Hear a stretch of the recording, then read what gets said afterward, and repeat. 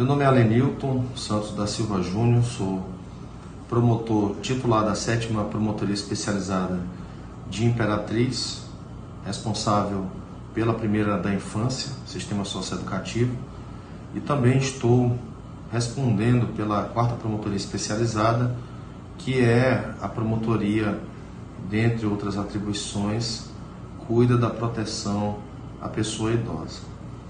Então, com relação à Semana Municipal de Combate à Violência contra a Pessoa Idosa, que nesse ano está sendo realizado com o tema Isolamento não é negligência, cuide do seu idoso, é importante nós observarmos, no primeiro momento, a evolução do quadro legislativo de busca dessa proteção da pessoa idosa.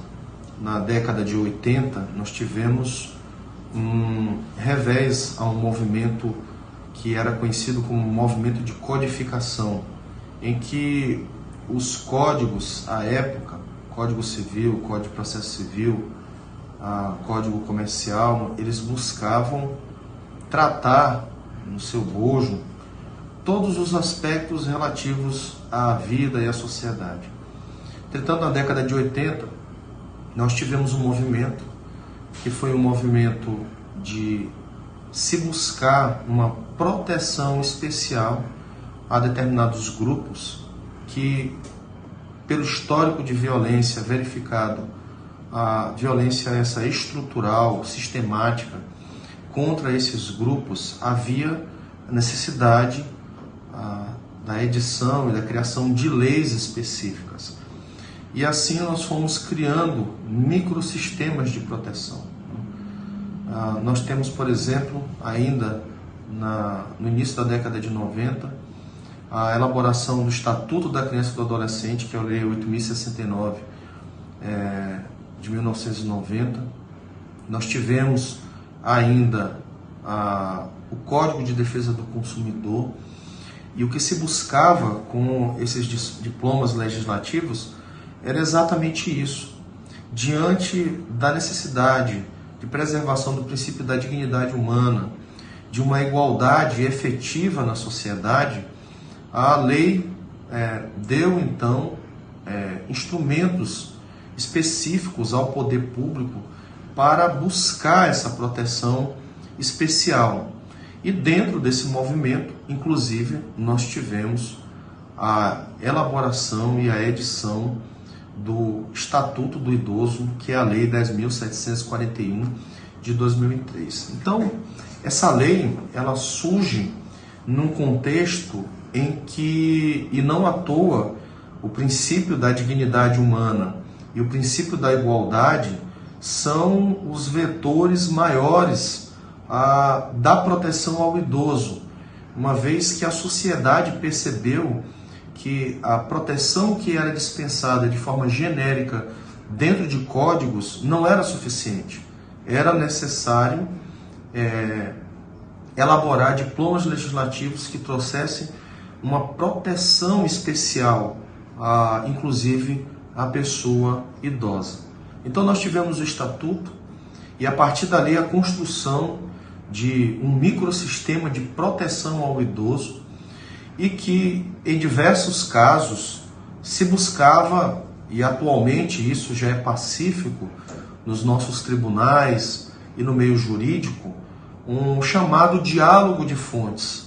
Então, nós observamos que esses microsistemas vieram de uma forma decisiva a buscar, dentro de alguns princípios que eu vou falar daqui a pouco, a efetivação de uma maior proteção a esses grupos, criança e adolescente, idoso, consumidor, defesa da mulher, e percebeu-se a necessidade de que esses microsistemas, eles dialogassem, eles conversassem entre si. Daí passou-se a se defender nos nossos tribunais a aplicação de medidas de proteção que eram previstas para um determinado grupo aos demais grupos, entendendo-se que havia a necessidade de que esses diplomas legislativos eles dialogassem na busca dessa proteção integral. Eu dou como exemplo Inclusive um caso que nós acompanhamos em Caxias, quando eu estive respondendo por uma das promotorias e que era responsável pela defesa da pessoa idosa, um caso de um idoso que tinha um filho que sofria com problema de dependência química e tinha um comportamento extremamente agressivo dentro de casa. À época, não havia uma previsão específica com relação à situação dessa pessoa, além do tratamento penal, é claro. Mas se tratava de crimes que não tinham uma pena mais alta, né? Então, dentro do sistema penal, havia a busca pela responsabilização dessa violência praticada contra o idoso, mas havia um aspecto civil no âmbito das medidas de proteção. E aí, dentro desse estatuto, não havia, à época, alguma previsão específica com relação a uma ordem do Poder Judiciário para que o agressor ficasse afastado. Então, naquele momento, nós defendemos o diálogo de fontes, a fim de que a norma que prevê o afastamento do agressor do lar, ela fosse aplicada da Lei 11.340, de 2006, para a Lei 10.741, de 2003, ou seja, da Lei Maria da Penha para o Estatuto do Idoso, e nós tivemos então o acolhimento do nosso pedido. E por qual motivo o pedido foi acolhido? Porque nós entendemos que afastar o idoso de casa naquela situação seria implicar em uma violência muito maior contra a pessoa dele, tirá-lo do ambiente do convívio familiar, levá-lo a um abrigo institucionalizado, seria uma espécie de prêmio ao agressor e uma espécie de punição a quem já se encontrava na situação de vítima. Então nós conseguimos do juiz a ordem para que o agressor fosse afastado do lar e a proibição dele de manter qualquer contato com aquele idoso, defendendo aí um diálogo desse microsistema de proteção e buscando exatamente a efetivação de direitos fundamentais da pessoa idosa. Então, quando nós estamos falando em Estatuto do Idoso, que é a nossa lei, né, que detém aí que tem aí a previsão de várias normas de proteção ao idoso, nós estamos falando de alguns vetores, de alguns princípios que devem ser sempre mencionados. Alguns deles eu já disse: o princípio da dignidade da pessoa humana, aqui considerado não apenas um princípio constitucional, mas o fundamento pelo qual todos os demais direitos fundamentais devem ser interpretados. O atual direito constitucional entende isso, que tamanha é a relevância da dignidade humana, que ela não pode ser mais considerada apenas um princípio, mas um fundamento do qual se extraem todos os demais direitos fundamentais: a vida, a saúde, a incolumidade física, o trabalho, a habitação, todos os demais, o lazer, todos os demais direitos fundamentais, eles emanam exatamente dessa fonte que é a dignidade da pessoa humana. A questão do princípio da igualdade diante de uma discriminação sistemática e estrutural da sociedade contra a pessoa idosa. Nós temos outros princípios que também devem ser mencionados quando nós estamos falando em proteção ao idoso. O princípio da prioridade absoluta em matéria de políticas públicas de atendimento à pessoa idosa.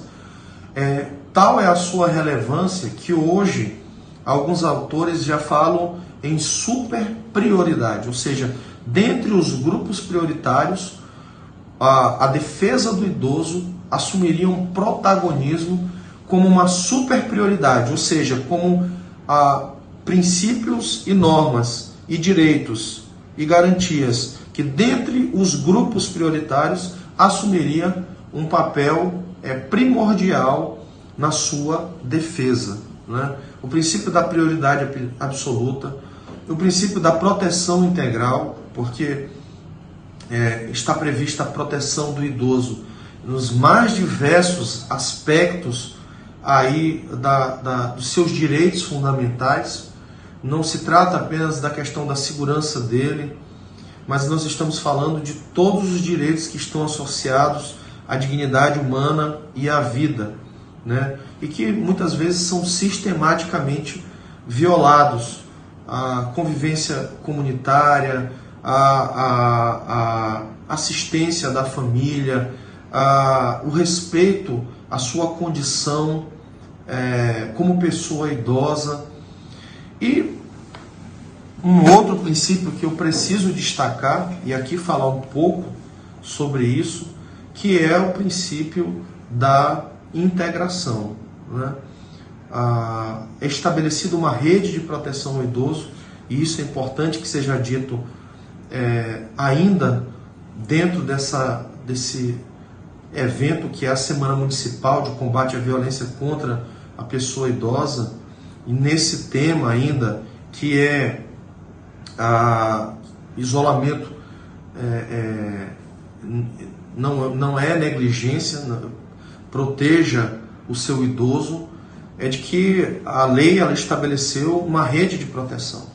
E quando nós falamos de rede de proteção, nós falamos e precisamos falar, e talvez esse seja um dos maiores desafios, e que já foi percebido inclusive pelas equipes que trabalham nessa rede de proteção, que é primeiro a sua integração. Os órgãos da rede de proteção, se estão buscando efetivar ou ter um efetivo combate à violência contra a pessoa idosa, precisam caminhar juntos enquanto rede, de forma integrada e dialogando constantemente. A proteção ela não pode ser setorial, ela precisa ser integrada.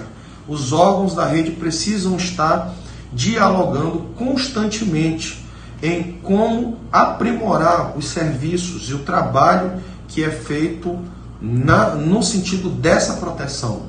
E isso não passa apenas pelo sistema de justiça, Poder Judiciário, Ministério Público, Defensoria Pública, ou OAB, né, nos casos em que o idoso ele é assistido por um advogado, mas passa também pelos demais órgãos que compõem o Sistema Único de Saúde, o Sistema Único de Assistência Social, e que nós temos aí a verdadeira linha de frente nesse combate, porque são os órgãos que primeiro recebem essas informações de violação de direitos, de violação que é praticada. Então, há necessidade de uma integração entre esses órgãos do sistema de justiça, órgãos do Sistema Único de Saúde, do Sistema Único de Assistência Social, visando sempre o aperfeiçoamento do serviço e a efetiva integração e combate à violência contra a pessoa idosa. Essa integração, ela é um desafio, né? ela é, na verdade, um grande desafio, porque todos nós temos a nossa rotina, o nosso trabalho, mas nós precisamos encontrar um tempo para buscarmos esse diálogo, sempre. Isso precisa ser constante. A rede é como uma grande engrenagem, né? Em que cada órgão dessa grande engrenagem é fundamental para o correto funcionamento dela. O atendimento ao idoso perpassa por todas essas esferas. Ele passa pelo atendimento da assistência social, passa pelo atendimento à saúde, passa pelo atendimento pelo sistema de justiça, de maneira que não se pode falar de uma efetiva proteção contra a violência praticada contra a pessoa idosa sem que haja integração de todos esses órgãos e poderes, né? Nós precisamos realmente buscar, esse é o grande desafio hoje, quando nós estamos falando de combate. Nós temos diversos desafios. Nós precisamos da participação efetiva da sociedade. Precisamos sempre buscar essa integração também com a comunidade, com a sociedade, uma vez que o Estatuto do Idoso estabeleceu no seu artigo 3º que não é dever apenas da família, mas é dever da família, é dever da comunidade é dever da sociedade em geral e do Estado e do poder público a proteção a todos os direitos fundamentais da pessoa idosa. Então, existe um outro grande desafio ainda dentro dessa temática de que isolamento não é negligência, é de que a sociedade precisa entender o papel dela nesse combate, o papel dela nesse trabalho de proteção ao idoso, de efetiva participação.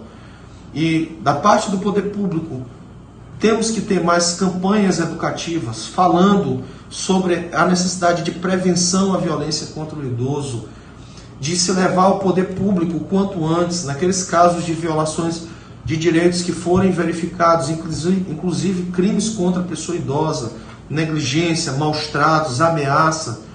Nós precisamos realmente chamar a comunidade, chamar a sociedade. Quer dizer, muitas vezes há aquele pensamento paternalista, né? O Estado precisa cuidar. Não, mas nós precisamos conscientizar a sociedade, porque nenhum trabalho de proteção e de prevenção será efetivo sem a participação da sociedade. A lei já prevê isso desde a sua edição, mas nós ainda hoje, após mais de 17 anos de edição do Estatuto do Idoso, ainda temos como desafio mobilizar a sociedade a fazer parte desse combate à violência. Um aspecto muito importante disso tudo ainda é a nossa preocupação enquanto promotores de justiça, membros do Ministério Público, inclusive na defesa da pessoa idosa, de que haja realmente uma celeridade, uma prioridade absoluta, inclusive no processo de julgamento dos casos que chegam ao Ministério Público, seja através das ações individuais, das medidas de proteção. Essa é uma preocupação constante nossa, que essas medidas de proteção efetivamente tenham o devido andamento no Poder Judiciário, chegando ao devido termo, através do provimento final de uma sentença que venha efetivamente resguardar e proteger os direitos da pessoa idosa. Em alguns casos, infelizmente, nós temos acompanhado, nós temos visto atualmente um grande empenho dos juízes que estão aí de alguma maneira vinculados a esse trabalho na defesa da pessoa idosa, mas essa é uma preocupação constante nossa, de que esses processos tenham o devido andamento, celeridade, exatamente por conta da urgência de muitos casos que chegam até nós, até o poder público, de violações de direitos, casos dramáticos, né, que estão aí, vocês conhecem alguns deles, pessoas idosas sofrendo violência e que muitas vezes não encontram da parte dos familiares, quando tem familiares, o apoio necessário ao resguardo e ao direito, o resguardo e a proteção aos seus direitos.